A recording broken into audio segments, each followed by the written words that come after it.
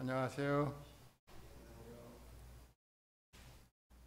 비가 많이 왔는데 정말 많이 오셨네요.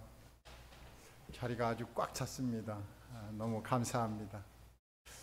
화면으로만 보는 사람들은 잘 모르죠. 여기 얼마나 많이 왔는지. 꽉 찼습니다. 제가 오늘 아침에 이렇게 차를 이제 가지러 가면서 걸어가면서 묵상의 기도를 했어요. 오래간만에 한 기도인데 하나님 제게 구원받을 만한 사람을 붙여주세요. 복음을 전하고 싶습니다. 그렇게 기도했어요. 그리고 나서 있는데 이제 비가 오면은 모이는 사람들이 좀 있어요. 그래갖고 모이게 됐는데 거기 보니까 생각지도 않은 분이 오셨어요. 그래서 이제 교제를 했죠. 교제를 하고 나서 밥을 먹는데 불현듯 주님이 응답을 하셨구나 이 생각이 얼른 들더라고요. 내가 복음을 전하고 싶고 구원받을 만한 분을 보내달라고 그러니까 어느 틈에 와 있는 거예요. 그래서 다시 이제 식사 후에 다시 한번 교제를 했죠. 그랬더니 또 총기가 있는지 금세 또 잘 알아듣더라고요. 그래서 신기하네. 그냥 묵상의 기도를 했는데 주님이 이렇게 응답을 해주시는구나. 감사가 됐습니다. 그분이 구원 받으면 어느 분인지 알려드리겠습니다. 저는 이 자리에 설 때 좀 생각을 해봅니다. 무슨 자격이 있어서 이 자리에 쓸까? 물론 자격이 되는 분들도 많이 있겠지만 저는 전혀 자격이 없죠. 그런데도 불구하고 하나님께서 이렇게 자리에 서게 하시니까 다만 감사할 따름입니다. 그러나 제 마음에서는 이 자리에 안 쓰는 게 더 낫겠다는 생각이 있어요. 그래서 교회에 요청을 하고 싶다면 가능하면 말씀 잘 전할 수 있는 또 본이 되는 분들, 이런 분들이 말씀을 전하는 게 좋지 않을까 이런 생각을 합니다. 또 우리 청년들도 지금 말씀을 얼마나 전하고 싶겠어요. 모임 안에서 있다 보면 어찌됐든 말씀을 전하고 싶어하고, 그래서 수요일 같은 때 20분씩 쪼개서 하면 3분이 또 쓸 수 있잖아요. 그래서 많은 분들이 또 이렇게 또 경험을 하고 이러면 훗날에 좋은 말씀 사역자도 나오지 않을까 생각을 해보게 됩니다. 여하튼 저는 야인으로서 그냥 개인들에게 복음 전하는 자가 적당하지 않나 생각을 해봅니다. 그래서 복음은 제가 전할 수 있기를 바라는 마음이고, 교회 앞에서 말씀 전하는 건 가능하면 좀 제외시켜주면 어떨까 생각을 해봅니다. 요즘 제가 이제 스포츠 이제 보게 되면은 미국으로 간 선수가 한 명 있어요. 축구 선수. 유명하잖아요. 유명한데 그 사람이 좀 유럽에서 굉장한 이름을 날리고 큰 선수가 됐는데 그가 한 10년 정도 생활을 했죠. 그곳에서.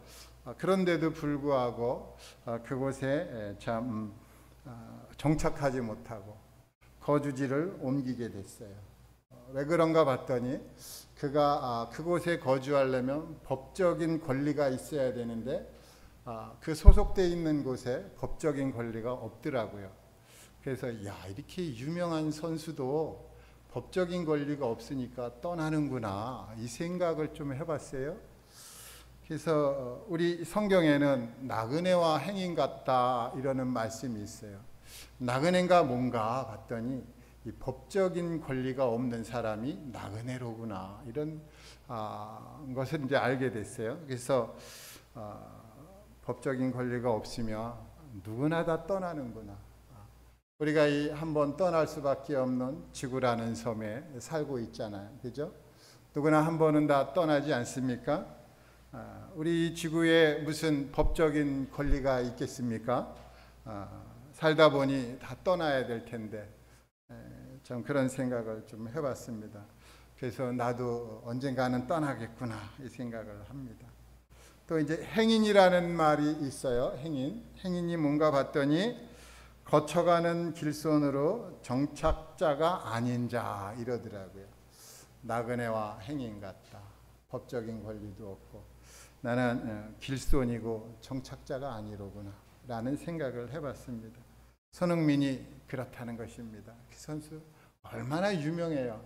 얼마나 공을 잘 차고 그냥 전 세계적으로 유명한데도 불구하고 떠날 수밖에 없는 이런 사람이 됐구나 이 생각하면서 저 자신을 생각해 봤어요. 빌립보서에 보면은 우리의 시민권은 하늘에 있다고 합니다.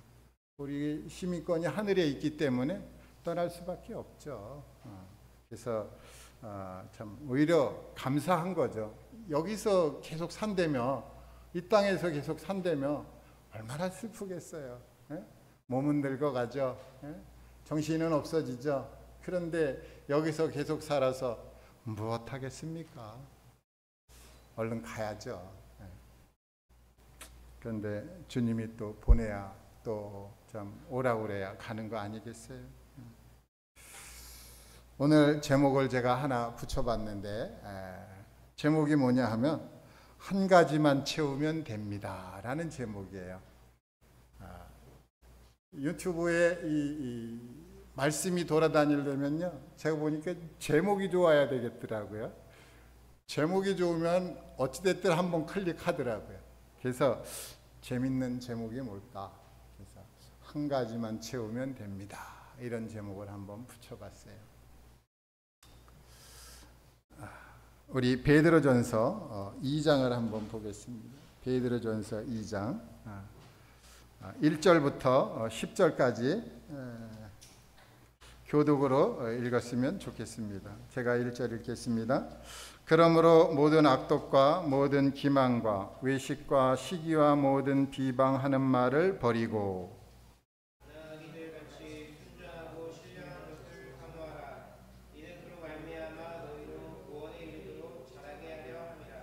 너희가 주의 인자하심을 맛보았으면 그리하라.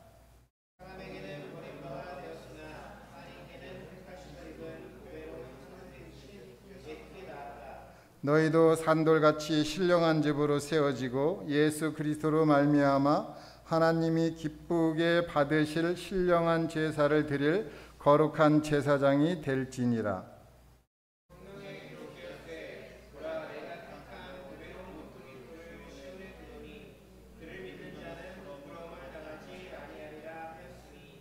그러므로 믿는 너희에게는 보배이나 믿지 아니하는 자에게는 건축자들이 버린 그 돌이 모퉁이의 머릿돌이 되고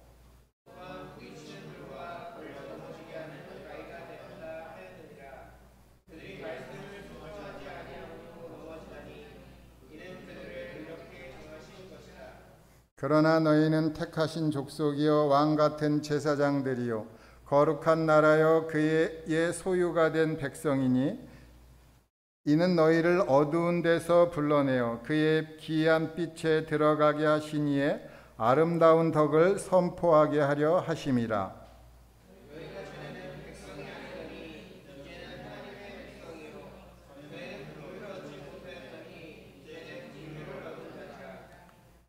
아멘입니다.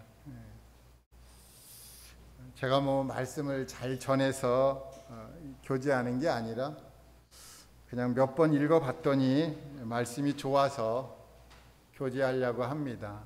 성도님들은 아마 읽으면서 벌써 다 깨달았을 것이에요. 이게 무슨 말씀을 하고 있는지. 그래서 제가 아주 편안하게 교제를 할 수 있어 좋습니다. 2장 1절에 보면 그러므로 이렇게 나오고 있어요. 그러므로는 앞에 있는 말씀을 이제 연결시켜주는 말씀인데 앞에 무슨 말씀이 있나 봤더니 24절에 그러므로 모든 육체는 풀과 같고 그 모든 영광은 풀의 꽃과 같으니 풀은 마르고 꽃은 떨어지되 오직 주의 말씀은 세세토록 있도다 하였으니 너희에게 전한 복음이 곧 이 말씀이니라 했는데 이 1장 24절에도 또 그러므로가 나와요. 그럼 또 이제 앞에 있는 문장을 또 봐야 됩니다. 그래서 앞에 무슨 문장이 있는가 봤더니 이제 22절부터 읽겠습니다. 너희가 진리를 순종함으로 너희 영혼을 깨끗하게 하여 거짓이 없이 형제를 사랑하기에 이르렀으니 마음으로 뜨겁게 서로 사랑하라. 너희가 거듭난 것은 썩어질 씨로 된 것이 아니요 썩지 아니할 씨로 된 것이니 살아있고 항상 있는 하나님의 말씀으로 되었느니라. 그러므로 이렇게 나옵니다. 우리가 구원받은 것이 살아있고 항상 있는 하나님의 말씀으로 구원받았다고 말씀해 주고 있습니다. 그래서 항상 살아있다는 것입니다. 그래서 살아있는 말씀이 우리 가운데 들어왔잖아요. 말씀을 우리가 받았어요. 이 말씀은 죽은 말씀이 아니잖아요. 살아있잖아요. 살아있으니까 움직이고 활동력이 있고 일하고 그러잖아요. 이 말씀이 이제 성장해야 되잖아요. 그죠? 그래서 바르게 잘 성장해 갖고 하나님이 기뻐하시는 일을 이제 하게 되고 많은 열매를 맺어가고 그렇게 되는데 이 말씀이 우리 안에 들어와서 정말 그렇게 하고 있는지 이런 것들을 살펴보는 계기가 되었으면 좋겠습니다. 그러므로 그랬습니다. 그러므로 2장 1절에 모든 악독과 모든 기만과 외식과 시기와 모든 비방하는 말을 버리고 그랬습니다.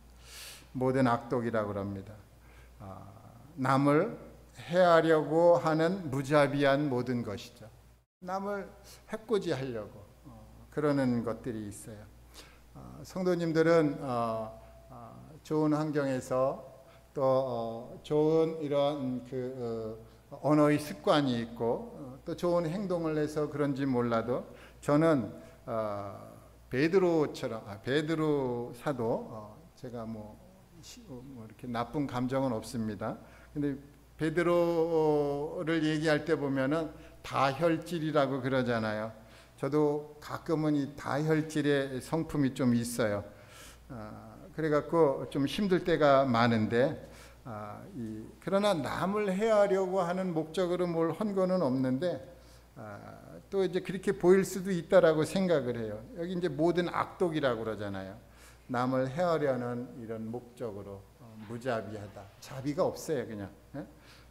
그래서 함부로 말하고 함부로 행동하는 그런 것들이 있는데 모든 악독을 버려야 된다. 또 여기 이제 모든 기만이다. 기만이 있어. 기만. 그 전에 이제 괴휼이라고 그랬는데, 요거는 이제 미끼로 끌어들이다 이런 뜻이 있어요. 미끼로 잘 끌어들여. 그래서 이제 속임수잖아요. 요걸 누가 잘합니까? 이 낚시꾼들이 잘하잖아요. 낚시를 탁 하면서 가짜 이제 미끼를 딱 던져갖고 탁 물면 싹 끄집어내는데, 요런 이제 기만술이 있고. 또 이제 외식이 있고 외식은 뭐죠? 겉과 속이 다르게 판단하는 겁니다. 겉은 아주 화려한데 속은 부패하고 있죠. 그런 것들이 이제 있고 또 시기하잖아요. 시기. 타인이 잘 되는 것을 방해하는 것. 왜 방해합니까? 자기가 우월하거든요. 내가 좀 많고 내가 좀 괜찮은데 타인이 보니까 좀 잘하는 것 같아. 너무 속상한 거예요. 가만두면 안 되겠어. 어떻게 해서든지 참 기만수를 써갖고 참 걸려 넘어지게 하고 그래서 자기가 좀 잘 되는 거예요. 이런 거 바라잖아요. 안 그렇습니까? 저도 그런 게 종종 있더라고요. 가만 보니까. 없는 줄 알았는데 좀 나이를 먹어가니까 자꾸 이런 것들이 생겨나요. 왜 그런지 모르겠어요. 그리고 이제 모든 비방이 있어요. 비방이 뭡니까? 무고히 중상모략하고 악담하는 것 이런 거 있잖아요. 제가 중상모략이라는 게 이거더라고요. 금고 없는 말로 타인을 헐뜯거나 사실을 왜곡하여 명예를 훼손시키는 행위다. 이렇게 돼 있어요. 제가 저쪽에서 여기 온 지 한 9년 뭐 이 정도 10년 이제 되는데 가까이 돼 가는데 올 때 제가 중상모략을 당했잖아요. 뭐라고 당했나요? 저 사람 저 형제는 5년 후면 떠날 거야 이러더니. 그래서 저기까지 딱 들리고 얼마나 처음에는 기분 나빴는데 참 점점 가면 갈수록 그것이 맞았으면 어떻게 됐을까 하는 생각도 들어봅니다. 근데 그런 얘기를 하는 거예요. 아니 뭐 어떻게 알고 그 5년 후의 일을 알고 이렇게 얘기를 했는지 모르겠어요. 그런 게 다 비방이라는 것입니다. 제가 이렇게 비방도 많이 들었어요. 제가 이렇게 좀 어려운 일도 많이 당했는데 일일이 다 얘기하자면은 좀 시간이 부족하겠죠. 이런 것들을 근데 사실 다 버려야 된다는 것입니다. 왜 버려야 되느냐? 왜 버려야 되느냐? 여기 2절에 보면은 이제 구원에 이르도록 자라야 되기 때문에 그렇습니다. 우리 구원 받았는데 또 구원에 이르러야 된다는 것입니다. 그래서 이제 이 구원을 우리가 지난번 저기 강원도 이제 명주로 교회 가서도 잘 들었지 않습니까? 구원에 보면 삼중성이 있지 않습니까? 구원이 이제 영의 구원이 있고 삶의 구원이 있고 몸의 구원이 있는데 우리 영의 구원은 우리는 다 과거에 이미 일어났잖아요, 그죠? 은혜로 의롭다 하심을 얻은 자가 됐다. 그래서 이제 칭의를 말씀해 주고 있고 이 삶의 구원은 현재의 구원을 말하고 있잖아요. 사는 날 동안에 매일매일의 삶 속에서 어떤 어려운 환경 가운데 억압받고 박해받고 비방받는 곳에서 우리가 구원받아야 되잖아요. 그래서 삶 속에서 얼마나 많은 어려움들이 많아요. 그래서 이 어려운 문제에서 우리가 구원받기 위해서 또 성장해야 된다는 것이죠. 잘 참을 때 참아야 되고 또 참 어떤 비방하는 말을 듣고 억울한 일을 당했을지라도 잘 견뎌야 되잖아요.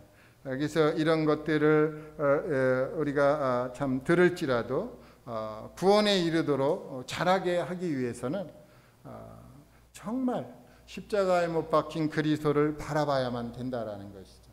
그래서 전 이 부분이 어떨 적에는 감당이 안 되지만 어떨 적에는 또 너무 감사하더라고요. 왜냐하면 제가 구원받고 천국에 싹 가면은 뭐 자랑할 게 뭐 있어요. 우리 성도님들 만나면은 뭐 간증거리가 있어야 되잖아요.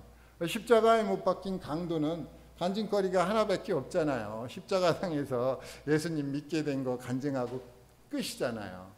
근데 우리는 삶 속에서 이렇게 참 구원받는 그런 놀라운 간증들이 얼마나 많아요. 그래서 참 간증거리가 많아야 되는데 그 모든 이러한 삶의 어려움 속에서도 우리 주님이 구원해 주시겠다라는 것입니다.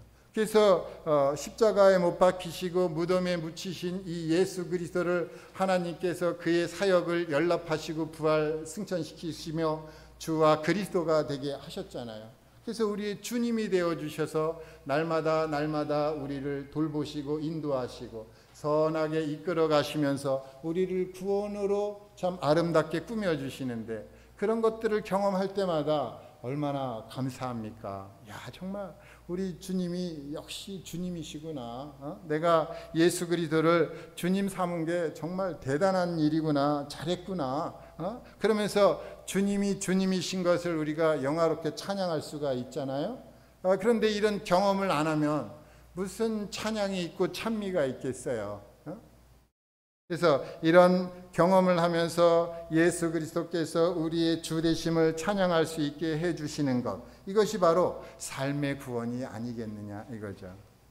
그리고 이제 몸의 구원이 있잖아요. 우리의 이 몸도 우리의 이 몸을 아깝잖아요. 사실은 정교하게 만든 몸인데 근데 이 몸이 자꾸 가면 갈수록 노후화되고 참 부서지는 게 많고 고쳐야 될 부분이 많잖아요. 저는 이제 치아를 많이 고쳤는데 이렇게 하나님이 주신 치아를 잘 못 쓰니까 제가 이렇게 치아 매뉴얼을 잘 몰랐어요. 그래갖고 어려서부터 단 거 좋아하고 뭐 이러다가 다 망가지잖아요.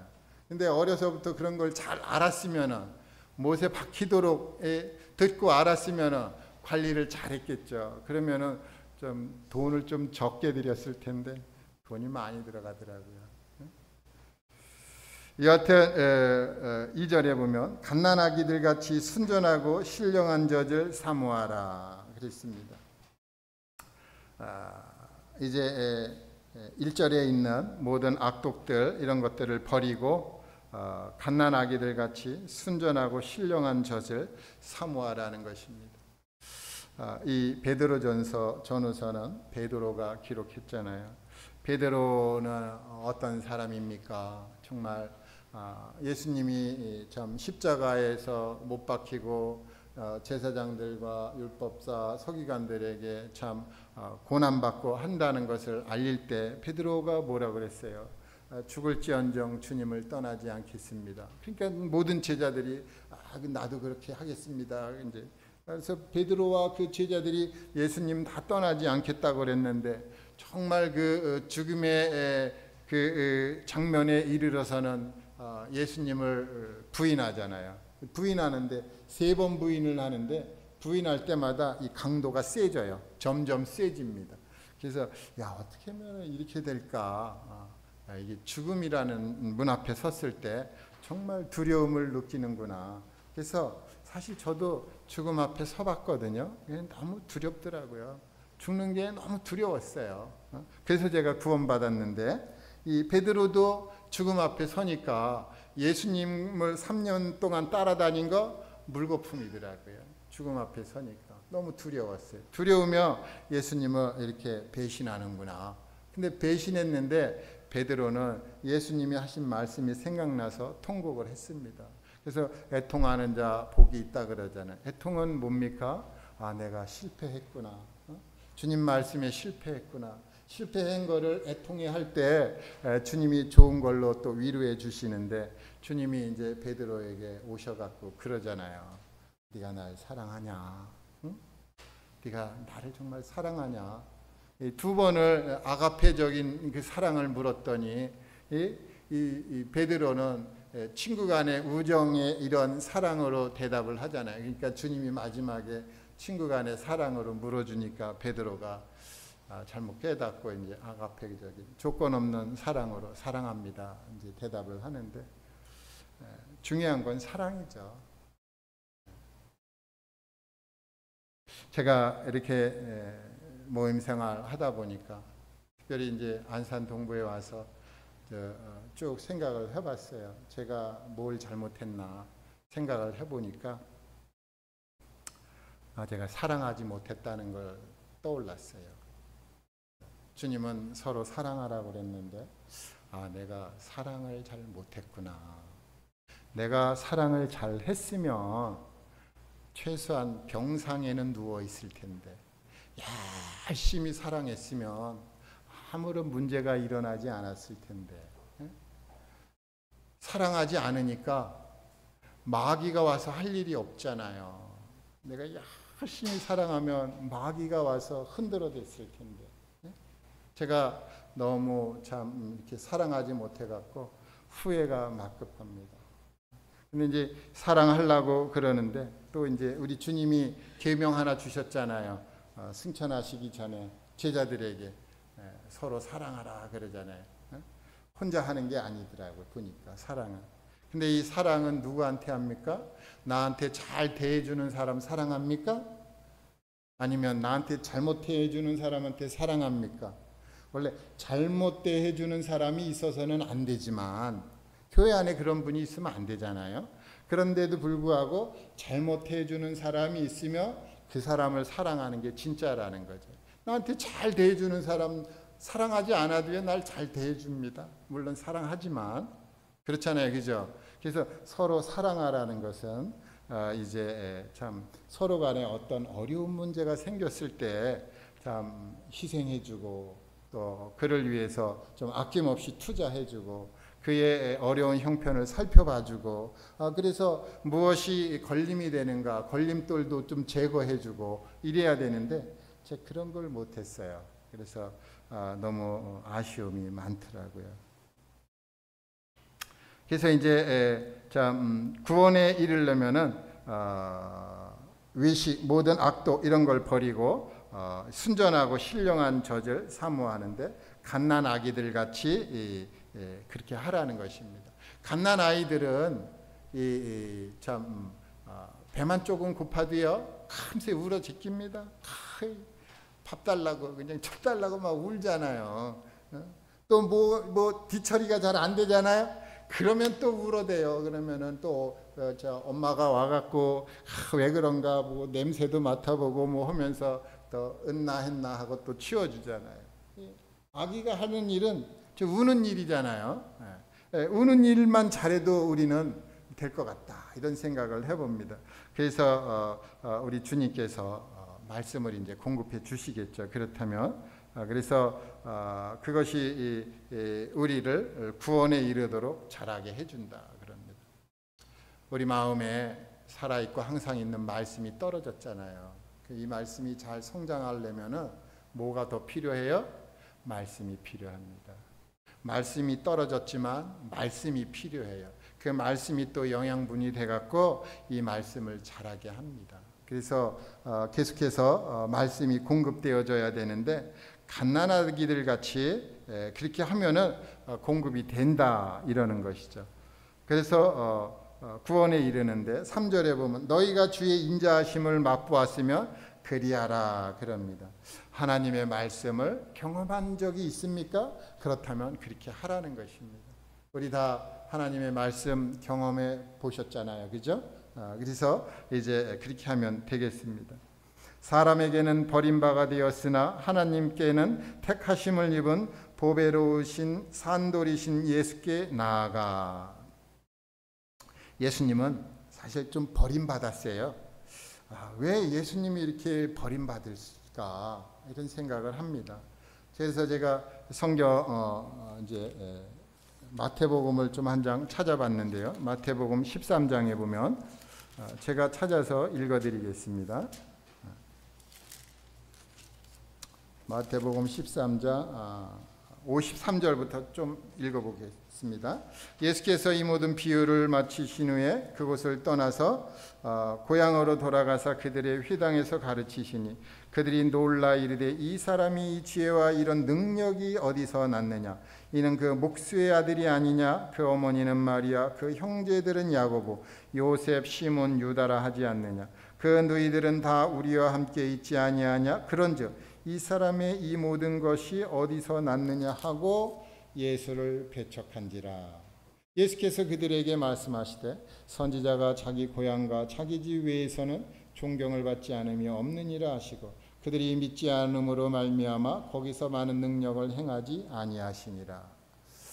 예수님이 배척을 당하는데 어디서 배척을 당하는가 봤더니 자기 고향 자기 집 이런 데서 배척을 당하는 것이에요. 구약으로 탁 넘어가면 찾진 않는데 모세도 배척을 당해요. 모세도 배척을 당해서 모세가 이제 흑인 이런 여인을 취하죠. 구스 여인을 취하는데 구스 여인을 취하니까 사람들이 또 시기를 하는 것이에요. 배척할 때는 언제고 또 구스 여인을 취하니까 또 그걸 또 취한다고 또 뭐라 그러고 참 모세도 참 어려움을 많이 당했어요. 가만 보니까 예수님도 배척을 당하는 거예요. 그래서 고향에서 배척당하니까 다른 데 가서 이제 복음을 전하잖아요. 다른 데 가서 복음을 전하는데 또 이 사람들이 쫓아와갖고 어떻게 해요? 또 죽이려고 하니까 그러니까 또 도망가고 막 그래요. 그래서 참 이상한 일들이 막 생겨나는 거예요. 그 사람들이 예수님이 누군지를 아는데도 불구하고 예수님 앞에 나오지를 않는데 여기는 보배로우신 산돌이신 예수께 나아가라는 것입니다. 여기 나오지 않는 장면을 제가 한번 봤는데 요한복음 2장에 보면은 이제 이런 말씀이 있어요. 2장 23절부터 보면 6월절에 예수께서 예루살렘에 계시니 많은 사람이 그의 행하시는 표적을 보고 그의 이름을 믿었으나 예수는 그의 몸을 그들에게 의탁지 아니하셨으니 이는 친히 모든 사람을 아시며. 여기 예수님께서 많은 표적을 보여주시고 그래서 사람들이 그 표적을 보고 그의 이름을 믿었으나, 이러는 거예요. 믿었습니다가 아니라 믿었으나 예수님은 그들에게 그의 몸을 의탁하지 않았다는 거예요. 왜요? 마음 속을 아시니까요. 입은 믿는데 마음은 아니라는 것이에요. 겉과 속이 틀린 것이에요. 마음으로 믿었으면은 예수님 앞에 나옵니다. 안 오는 거예요. 이렇게 많은 사람들이 예수님을 믿었는데 예수님 앞에 안 나오는 거예요. 근데 누가 나와요? 니고데모가 딱 나오는 거예요. 근데 니고데모가 나오는데 니고데모가 어떻게 해요? 예수님을 하나님의 아들로 믿고 나왔나요? 아니거든요.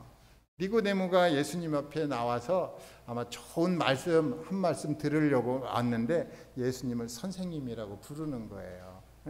그래도 예수님께서 니고데모가 이렇게 나온 걸 보고 그걸 아주 훌륭하게 여기는 거예요. 야, 아무도 안 나왔는데 네가 나왔구나. 그래서 직설적으로 이야기하잖아요. 사람이 거듭나야 된다. 이러면서 정말 좋은 얘기를 말씀을 해주셨어요. 그래서 이제 이렇게 예수님 앞에 나왔던 이 니고데모는 후에 이제 구원받고 하나님의 자녀로서의 삶을 살게 됐는데, 이렇게 베드로전서 2장에 보면은 하나님께는 택하심을 입은 보배로운 산돌이신 예수께 나아가야 된다는 것입니다. 그래서 이제 예수님을 보배로운 산돌로 이제 말씀해 주셨어요. 근데 5절에 보면 너희도 산돌같이 그러는 거예요. 우리도 산돌이라는 것입니다. 우리도 산돌 같아야 된다는 것입니다. 그리스도만 산돌이 아니라 그리스도인도 산돌 같아야 돼요. 이 돌은 어떨 때 쓰이는 것입니까? 건축을 할 때 기초를 놓을 때 사용이 되는 것이 돌입니다. 그래서 기초와 같은 이 돌이 이제 예수님인데 우리도 그와 같이 기초가 될 수 있는 그러한 이제 돌로서 이제 참 세워져야 된다, 이런 것입니다. 얼마나 우리를 참 크게 사용하는 것입니까? 우리를 정말 기초와 같이, 물론 뭐 그리스도도 있고 사도들도 있는데 그런 얘기가 아니죠. 그래서 기초처럼 우리를 사용해 주시려고 예수님 앞으로 자꾸 나오라는 것입니다. 나와라. 근데 입만 믿는 사람들은 잘 안 나오는 것이에요. 여기 이렇게 꽉 찼잖아요. 여기 꽉 찬 분들은 정말 잘 믿는다고 저는 생각을 합니다. 그러니까 나오는 거 아니겠어요? 그래서 자꾸 나와서 하나님의 말씀을 듣고 마음을 정결하게 하고 나의 잘못을 깨닫고 돌이켜 자백하고 또 새로운 또 피조물로서의 삶을 살아가고 말씀을 자꾸 이루어가는 것, 그것이 충성 플러스 실 아닙니까? 충성, 이것만 있으면 안 되더라고요. 충성에다가 실이 있어야 돼요. 그래서 그러한 것들을 우리가 참 생각하면서 말씀이 이루어지게 해야 되는데 예수님 앞에 나오면 그런 것이 가능해지지 않나 생각합니다. 그래서 너희도 산돌같이 신령한 집으로 세워지고, 이 신령한 집이 뭡니까? 교회잖아요. 교회가 잘 세워져야 되겠죠. 그래서 예수 그리스도로 말미암아 하나님이 기쁘시게 받으실 신령한 제사를 드릴 거룩한 제사장이 될지니라. 우리가 다 알다시피 이 제사장이 하는 일이 두 가지가 있습니다. 두 가지. 성경에 그러한 것들을 많이 보여주고 있는데, 제사장은 제사를 드리는 분이 제사장이잖아요. 우리도 제사장이 되어서 이게 주일날 모여서 공적으로 이 제사를 드리잖아요. 근데 이 제사를 드리는데 정말 우리가 심도 있게 이 제사장에 대해서 연구할 필요가 있어요. 왜냐하면 이 레위기서에 보면은 제사장이 나오는데 그 제사장의 자녀들 중에는 벙어리 제사장도 나옵니다. 또 참 고통스러워하는 제사장들이 많이 나와요. 우리가 그러한 제사장이 되면은 안 된다는 것이죠. 우리가 하나님 앞에 입 다물고 있으면 안 되는 것이에요. 나와서 제사장의 역할을 해야 되는 것입니다. 그래서 제가 참 주제 넘게 한 말씀 드린다면은 우리 예배 시간에 입을 열어서 감사기도 하잖아요. 사실은요, 틈이 없어야 돼요. 틈이 없고 이미 찬송은 시작 전에 찬송 많이 부르잖아요. 중간에 찬송하는 것은 예배가 끊어질 수 있다라는 생각을 해요. 침묵도 좋은 것이지만 자꾸 끊겨지고 성도님들이, 제사장들이 다 감사 기도를 못한다는 것은 어쩌면 저는 참 아까운 시간이 흘러간다라는 생각은 하고 있습니다.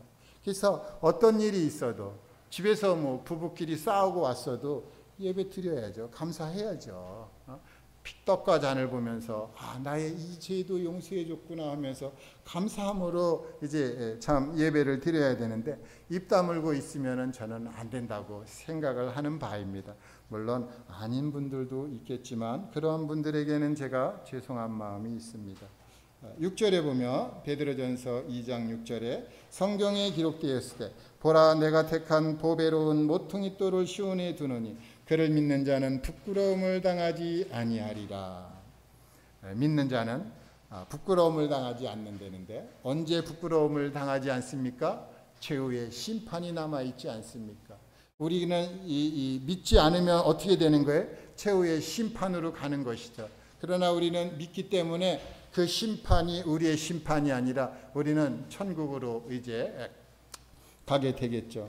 그래서 여기 이제 믿는 너에게는 보배이나 믿지 않은 자에게는 건축자들이 버린 그 돌이 모퉁이의 머리떼울이 되고 부딪히는 돌과 걸려 넘어지게 하는 바위가 되었다 그럽니다. 그래서 여기 참 부딪히는 돌, 장애물이 됐다는, 예수님이 장애물이 돼 있어요. 예수님이 걸려 넘어지게 하는 바위가 됐어요. 덫이 되고 장애물이 돼. 이게 말이 되는 것입니까? 예수님이 아니면은 구원받을 수가 없는데 그 예수님을 믿지 않고 말씀을 거절하고 말씀 앞으로 나오지 않고 있다가 문제가 생긴 거 아니겠어요? 또 구원받았을지라도 이제 구원받은 자 편에서 또 이제 말씀을 믿지 않는 경우가 종종 있더라고요. 어떨 때 말씀을 믿지 않아요? 죄를 질 때 말씀을 잘 안 믿습니다. 그래서 제가 죄를 져봤고 또 그래서 이제 만일 우리가 우리 죄를 자백하는 저는 미쁘시고 의로우사 우리 죄를 사하시고 모든 불의에서 우리를 깨끗하게 하신다는데 안 믿는 거예요. 이게 안 믿어지는 거예요. 그래서 제가 참 놀랐어요. 그래서 결론을 얻어냈어요.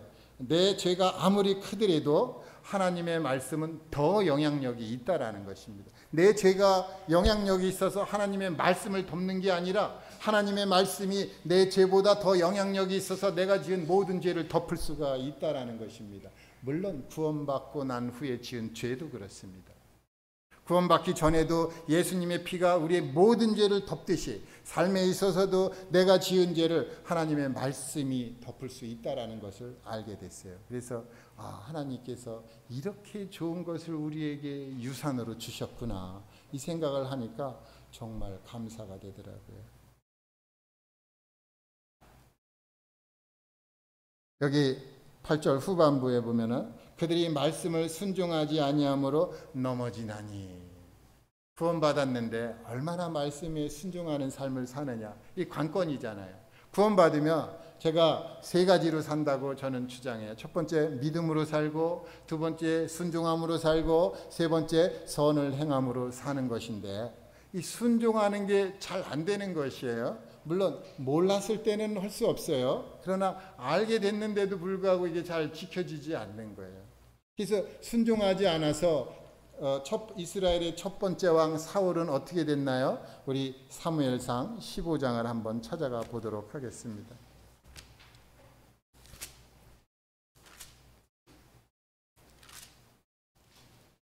사무엘상 15장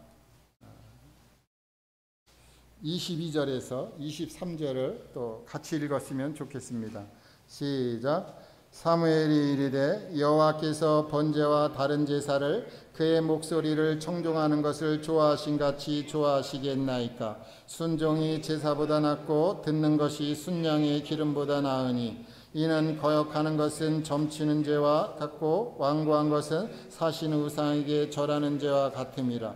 왕이 여호와의 말씀을 버렸으므로 여호와께서도 왕을 버려 왕이 되지 못하게 하셨나이다 하니.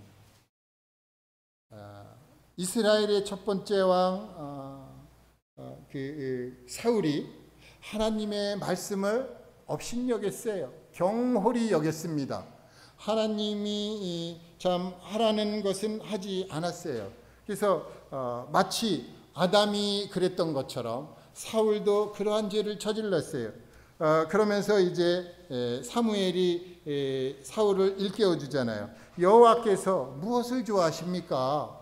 여호와 하나님께서 하나님의 말씀을 청종, 듣고 따르는 것을 좋아하지 않습니까? 그는 제사와 이 번제와 다른 제사를 뭐 좋아하긴 좋아하지만 그거보다 월등히 더 좋아하는 게 그의 목소리를 청종하는 것입니다. 그 말씀을 들어야 되는 것입니다. 그런데 말씀을 들으러 가까이 오지 않는 것이에요. 그런데 그 주신 말씀을 거역하고 있는 것이에요. 그러니까 어떻게 하십니까? 네가 여호와의 말씀을 버렸느냐? 그럼 나도 너 버리겠다, 이런 거 아니겠어요? 그래갖고 사울이 왕에서 폐위당하잖아요.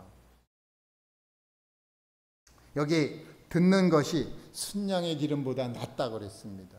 우리가 말씀을 들을 때 어떨 적에는 이 속에서 막 쓴뿌리가 올라와요. 막 그거 저것도 말씀이라고 하느냐, 아니면은 뭐 저게 지금 날 보고 하는 말씀이냐, 막 이런 적도 없지 않아 있잖아요, 그죠?